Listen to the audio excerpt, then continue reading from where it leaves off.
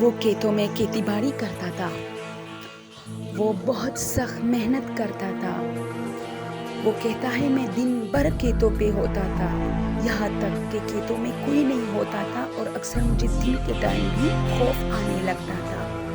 یہ سنسان علاقے تھے۔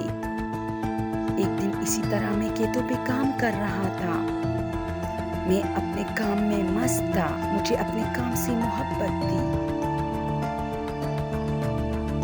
میں تھک گیا تو میں ایک درخت کے سائے کے نیچے بیٹھ گیا۔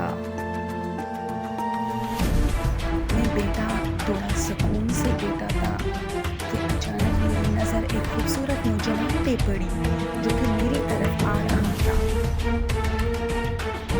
وہ میری طرف آیا، اس نے میرے ساتھ 2-3 باتیں کی اور اسی طرح ہماری دوستی ہو گئی۔ اب وہ آتا تھا، ہم دونوں کام کے بعد خوب مزے کرتے تھے۔ کھیت بہت بڑا تھا، ہم اس میں بھاگتے تھے، مستیاں کرتے تھے۔ ایک دن اس نے مجھے کہا ادھر جھاڑیوں میں آ جاؤ۔ جب میں وہاں گیا تو وہ غائب تھا۔ میں نے ایک سائڈ پہ دیکھا تو وہ ایسے کھڑے تھے جیسے روح۔ میں پہلے ڈر گیا لیکن پھر اس نے میرا ہاتھ پکڑا اور مجھے کہا کسی کو بتانا نہیں، میں انسانوں میں سے نہیں ہوں۔ میں بہت ڈر گیا۔ اس نے میرے پاؤں پہ پاؤں رکھ دیے اور میرے ہاتھ اپنے ہاتھ میں لیے اور اسی طرح میں کھو گیا۔ میں نے دیکھا کہ میری دنیا بدل گئی، میں کسی اور جگہ پہ آیا تھا جہاں سب کچھ دھندلا سا تھا۔ میں صرف اسے جانتا تھا، وہاں بہت سارے لوگ تھے لیکن وہ بھی اس جیسے تھے، کبھی غائب ہوتے تھے اور کبھی نظر آتے تھے۔ اس نے مجھے کہا یہ ہماری دنیا ہے، تم میرے دوست ہو، میں تمہیں بہت سارے پیسے دوں گا لیکن تم کسی کو مت بتانا اور تم میرے ساتھ اسی طرح دوستی نبھائے رکھنا۔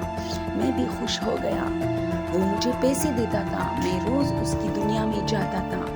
یہ بات کسی کو پتہ نہیں تھی۔ ایک دن میں نے سمجھا کوئی بات نہیں، میں لوگوں کو بتا ہی دیتا ہوں۔ ہر کوئی پوچھتا تھا تمہارے پاس اتنے پیسے کہاں سے آتے ہیں؟ تو پھر میں نے کہہ دیا کہ میرا ایک دوست ہے جو کہ انسانوں میں سے نہیں ہے، وہ مجھے اکثر اپنی دنیا میں لے کے جاتا ہے، ہم وہاں گھومتے پھرتے ہیں، پھر جب میں وہاں سے آتا ہوں تو وہ مجھے ڈھیر سارے پیسے دیتے ہیں۔ اسی طرح وہ غائب ہوا اور پھر کبھی نہیں آیا اور اس بات کو 30 سال گزر گئے، لیکن میں آج بھی اسی کھیت پہ جاتا ہوں، اس کا انتظار کرتا ہوں۔ مجھ سے میرا دوست بچھڑ گیا۔